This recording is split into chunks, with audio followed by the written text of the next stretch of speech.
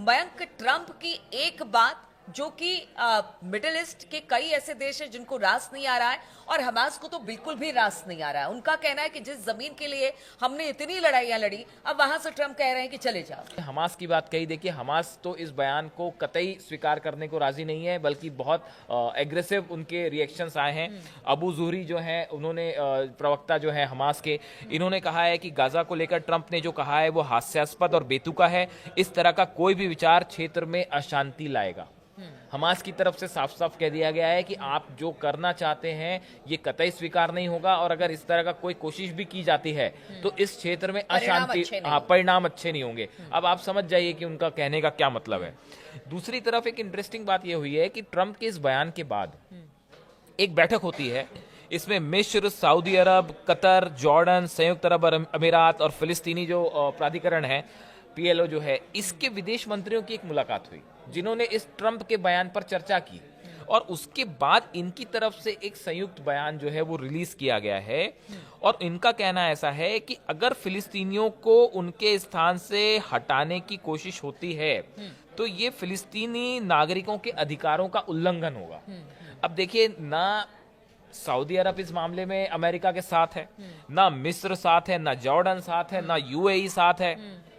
और बार बार focus Trump का रहा कि जॉर्डन में बसा दिया जाए, कहीं और बसा दिया जाए फिलिस्तीन को। उस बात के लिए भी जॉर्डन भी इसलिए और देखिए, मिस्र के जो राष्ट्रपति हैं अब्दुल फतह अल सीसी, इन्होंने कहा है कि फिलिस्तीनी लोगों को उनकी भूमि से हटाना अन्याय है और हम इसमें भाग नहीं ले सकते। तो यहाँ पर एकजुट मुस्लिम देखिए, जितने इस्लामिक देश हैं, इस्लामिक जो कंट्रीज हैं, वो कोई भी अमेरिका के इस प्लान से बिल्कुल सहमत नहीं है कि गाजा से जो है फिलिस्तीनियों को हटा के कहीं दूसरी जगह भेज दिया जाए। अगर अमेरिका ये कह रहा है, ट्रंप ये कह रहे हैं कि जॉर्डन या मिस्र भेज दिए जाए, तो वो भी तैयार नहीं है इसके लिए कि हम कैसे इतनी बड़ी संख्या में शरणार्थियों को कैसे स्वीकार किया जाएगा। तो ये काफी सारी चीजें हैं जो इस समय बड़ी अनप्रैक्टिकल लग रही हैं। अब देखिए, मिस्र ये कह रहा है कि भाई हम आपके साथ मिलकर शांति पे काम करने के तैयार हैं। अगर आप गजा में शांति बनाए रखना चाहते हैं तो हम पॉजिटिवली आपके साथ काम कर रहे हैं, लेकिन अगर आप ये कहोगे कि फिलिस्तीनी यहां से हटके कहीं और चले जाएं तो ये कतई स्वीकार नहीं है। अब ऐसे ही देखिए, सऊदी अरब की तरफ से भी बयान आया है। सऊदी अरब का जो विदेश मंत्रालय है, उन्होंने कहीं ट्रंप का नाम नहीं लिया, लेकिन उनकी तरफ से जो कहा गया कि हम फिलिस्तीनी लोगों के वैध अधिकारों के उल्लंघन, उन्हें दूसरी जगह पर बसाने या फिलिस्तीन की जमीन पर किसी देश के कब्जे को लेकर हमेशा से खिलाफ रहे हैं। ये सऊदी अरब का बयान है। सऊदी अरब भी इस बात को डिनाई कर रहा है कि भाई कोई और आ जाए और फिलिस्तीन पे जो गजा पे जो है वो कब्जा करके बैठ जाए, हम इसका विरोध करेंगे। तुर्की की तरफ से जो बयान आया है, तुर्की के विदेश मंत्री हैं हकन फिदान, इन्होंने कहा है कि ट्रंप का यह बयान अस्वीकार्य है, और इसके साथ ही उन्होंने ये चेतावनी देते हुए कहा कि अगर ऐसा कुछ होगा तो इससे क्षेत्र में तनाव और बढ़ सकता है। ये बात सिर्फ अब हमास ही नहीं कह रहा, अब तो ये हिजबुल्लाह ही नहीं कह रहा, ईरान ही नहीं कह रहा, ये हुती ही नहीं कह रहा, ये जो कंट्रीज हैं ये भी कह रहे हैं कि भाई ये जो दिनों के बाद शांति हुई मयंक, और फर्स्ट फेज कहा जा रहा है इसे, अब इस तरह के बयान के बाद चिंता जरूर होगी। अमेरिकी राष्ट्रपति डोनाल्ड ट्रंप ने जिस तरह से गाजा वासियों को 3 दिन में वहां से जाने के लिए कहा है, देखिए अभी पिछले दिनों में गाजा में, फिलिस्तीन में, इसराइल में बड़े शांति का, अमन का माहौल हुआ, और उनके मध्य एक अमन और सलामती का माहौल वहाँ बना। देखिए, कोई भी जंग पूरी दुनिया को प्रभावित करती है। असल चीज़ है कि अमन, सलामती और खुशहाली कैसे बनाई जाए। डोनाल्ड ट्रंप जब से वहाँ के राष्ट्रपति बने, उसके बाद से वहाँ की जनता में भी देखिए कहीं ना कहीं अशांति है। अभी पिछले दिनों में एक बहुत बड़ी आग लगने का मामला सामने आया। अभी हाल ही में भारतवासियों को भी वहां से वो वापस करने की बात सामने आई। तो देखिए, कोई भी देश हो, जो राजा, उसका जो सरपरस्त होता है, जिसके हाथ में बागडोर होती है, उसका बड़ा अहम रोल होता है, उसके कर्मों का बड़ा अहम रोल होता है।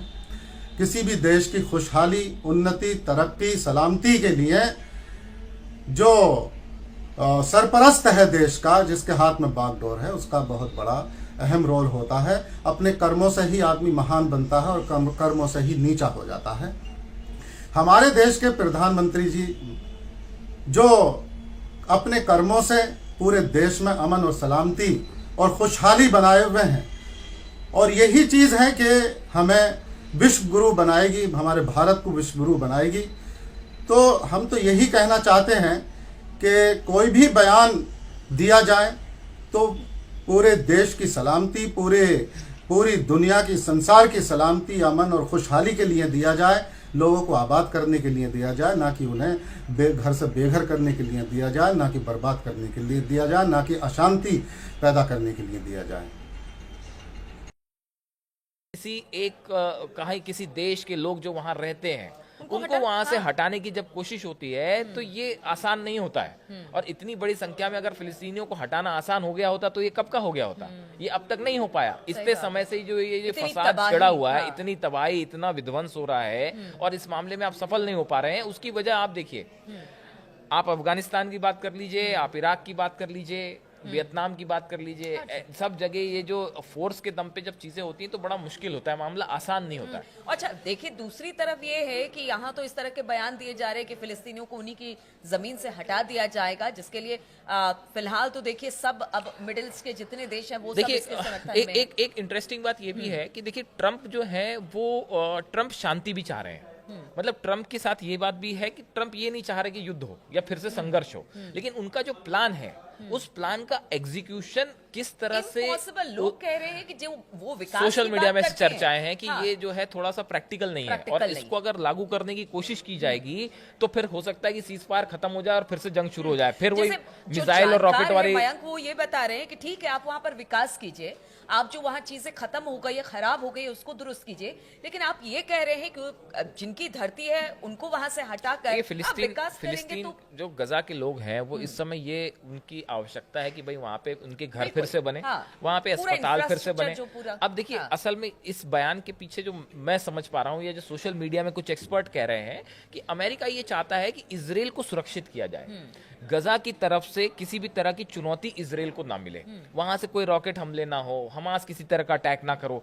उसके लिए ये प्लान हो सकता है कि अमेरिका की तरफ से जो बयान आया है, जो ट्रंप का बयान आया, उसके पीछे मकसद हो, लेकिन इसका एग्जीक्यूशन जो है वो बड़ा ही, मतलब सोशल मीडिया पे एक्सपर्ट कह रहे हैं कि बहुत मुश्किल है। मयंक वो दिख रहा है कि वो इजराइल के समर्थन में ही है ये सारी चीजें, मतलब उसको सपोर्ट करने के लिए ही। अब देखिए अब इसी बीच देखिए कि कैसे जो एक फिर से एक इजराइल के खिलाफ एकजुट होना शुरू हो गए हैं। उसी का नतीजा ये है कि ये कहा जा रहा है हुती की तरफ से कि अगर मिस्र या जॉर्डन अगर ये चाहें और अमेरिका एकजुट हो जाते हैं अमेरिका के खिलाफ, तो हम इनका साथ देने के लिए, यमन इनका साथ देने के लिए तैयार है। हुती बीच में जो है वो आके ये कह रहा है कि हम एकजुट होकर लड़ने को तैयार है। तो कुल मिला के ये इस बयान से पूरे क्षेत्र में एक बार फिर से अशांति का माहौल है। बिल्कुल, तो अशांति का माहौल ट्रंप के एक बयान के बाद देखने को मिल रहा है। अब तो देखिए जितने इस्लामिक देश हैं वो भी ट्रंप के बयान की निंदा कर रहे हैं, नाम ना लेकर इनडायरेक्ट वे में, लेकिन जरूर ये कह रहे हैं कि भाई आप जिस देश के लोग हैं उनको हटाकर आप विकास की बात करते हैं, ये पॉसिबल ही नहीं है। और ऐसे में सारे लोग एकजुट होते दिखाई दे रहे हैं। अब ट्रंप के इस बयान के बाद क्या ट्रंप अपने इस बयान को वापस लेंगे या कुछ और होगा, इस पर लगातार हमारी नजर बनी रहेगी। आप बने रहिए हमारे साथ।